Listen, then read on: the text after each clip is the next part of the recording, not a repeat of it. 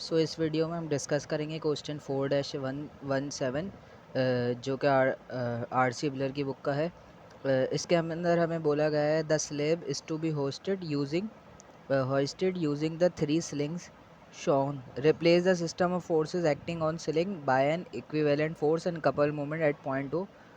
The force F1 is vertical. सही, तो हमें ये क्वेश्चन में गिवन दिया है ये 3 स्लिंग से होस्टेड हुआ हुआ है। ठीक है, F1 जो है वर्टिकल है, ये बताइए। इसको हमने मोमेंट से जो ना रिप्लेस करना है और इसका जो ना रिजल्टेंट फोर्स निकालनी है।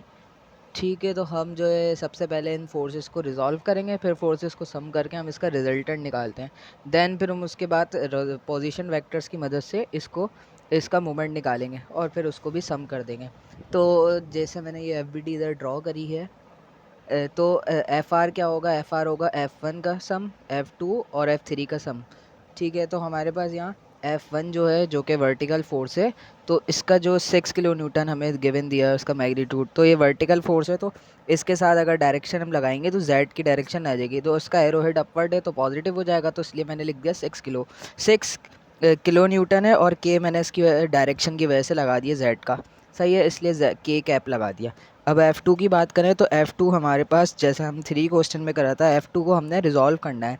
अब F2 जो है 3D कोऑर्डिनेट्स में, 3 डायमेंशन, तो इसको जो है हम 3D में है इसलिए इसको रिजॉल्व करेंगे। देखें पहले किस तरीके से, पहले जो है किसी एंगल पे है, जैसे अगर मैं बताऊं तो पहले इसने 30 का एंगल बनाया और फिर 45 जो है ना अपवर्ड हुई है।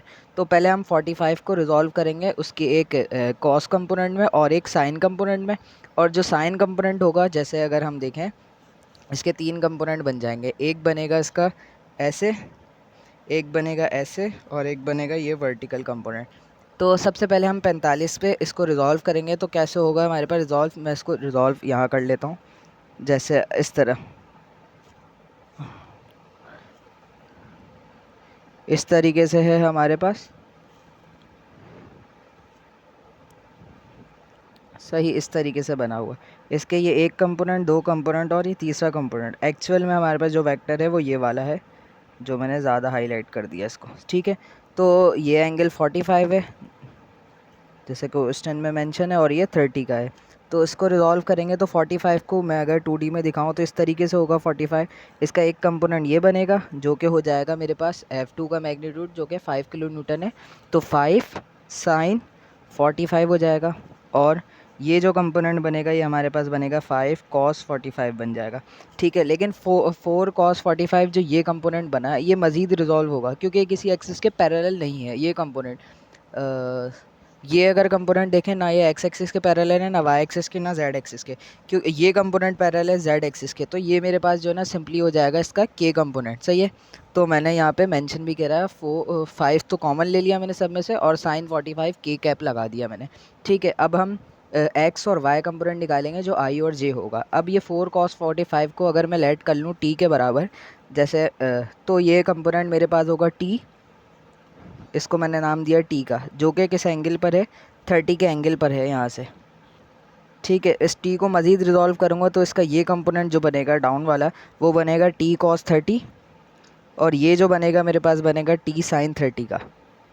ठीक है, टी किसके बराबर था, कॉस 45 के। और ये जो टी साइन 30 है हमारे पास, ये कौन सा कंपोनेंट होगा, टी साइन 30 वाला। ये कंपोनेंट होगा एक्स का, लेकिन नेगेटिव हो जाएगा, तो इसलिए नेगेटिव का टी साइन 30, और एक्स कंपोनेंट है तो इसलिए यहाँ पे आ जाएगा आई। ठीक है, और ये हो जाएगा हमारे पास इसका जो वाई कंपोनेंट है, ये वाला, ये वाई एक्सिस के पैरेलल है और इसकी डायरेक्शन भी पॉजिटिव वाई की तरफ है, तो इसलिए यहाँ पे सिर्फ और सिर्फ जे कैप आएगा। ठीक है, तो ये टी की बात कर लें तो टी किसके बराबर था हमारे पास, टी बराबर था 5 कॉस 45 के। तो 5 कॉस 45 जो टी के बराबर था, उसके बाद कॉस 30, और उसके बाद जे आ गया हमारे पास, ये जे कंपोनेंट इसका। और आई की अगर बात करें तो माइनस का, टी की जगह हमारे पास है 5 कॉस 45, 5 कॉस 45 और साइन 30 एंड आई। सही, आई आ गया हमारे पास के साथ। तो हमारा जो आई कंपोनेंट बना वो बना माइनस का 45 साइन 30, 5 मैंने कॉमन लिया था, माइनस का 45 साइन 30 बन गया आई कंपोनेंट। और जे कंपोनेंट बना कॉस 5 कॉमन ले लिया तो कॉस 45 और कॉस 30, कॉस 45 और कॉस 30, और साइन वाला हमारे पास पहले ये बन गया था 4 5 कॉमन ले लिया तो साइन 45 के बन गया। अब बात करते हैं F3 की। तो F3 हमारे पास सिंपली ये फोर्स है जो जिसके हमें एंगल गिवन दिए हैं वाई एक्सिस के साथ, एक्स एक्सिस के साथ और जेड एक्सिस का। तो सिंपली इसके साथ जो है इसके एक्स कंपोनेंट के साथ जो एंगल होगा वो 60 डिग्री का है, तो cos 60 आ गया हमारे पास। y के साथ भी हमें एंगल दिया है 60 डिग्री का, तो इसलिए cos 60 आ गया। और k के साथ एंगल दिया है 45 डिग्री का जो z एक्सिस भी होती है, तो ये एंगल हमारे पास 45 आ गया। और 4 कॉमन था क्योंकि इसका मैग्नीट्यूड 4 दिया था। तो सिंपली इसको हम सॉल्व करेंगे। तो हमारे पास जो रिजल्टेंट एफ आर आ जाएगा वो आ जाएगा हमारे पास 0.232 आई प्लस 5.06 जे प्लस 12.4 के किलो न्यूटन। सही है, हमारे पास रिजल्टेंट आ गया। फिर उसके बाद हम देखेंगे इसका मोमेंट। तो मोमेंट हम निकालने के लिए हमें क्या चाहिए, इनकी डायरेक्शन चाहिए।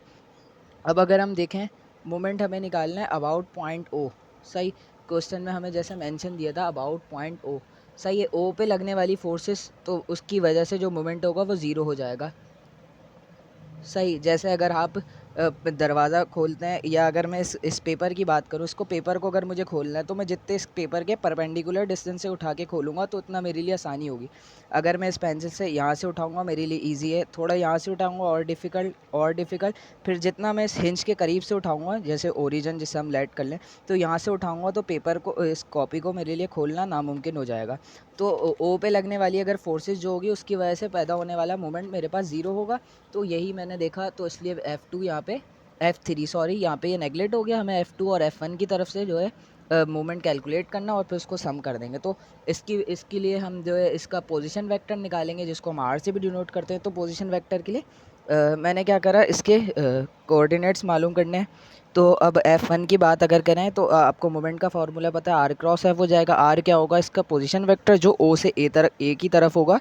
A पॉइंट ये है जिस पे F1 लग रहा है, ठीक है, और B पॉइंट मैंने दिया जिस पे F2 लग रहा है, तो इसलिए ROB का नाम दे दिया मैंने इसको।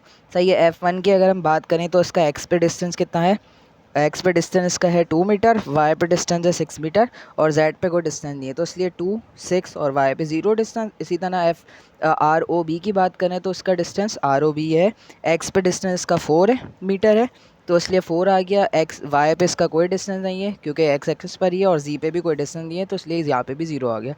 फिर F1 जो हमने निकाली थी, F1 के कोऑर्डिनेट हमने देखे। F1 के कोऑर्डिनेट हमारे पास जो 6K था, ठीक है, इसके ना आई कंपोनेंट था ना J था ना सिर्फ K था, तो इसलिए यहाँ पे हमारे पास K में 6 आ गया, बाकी सब 0 होगा।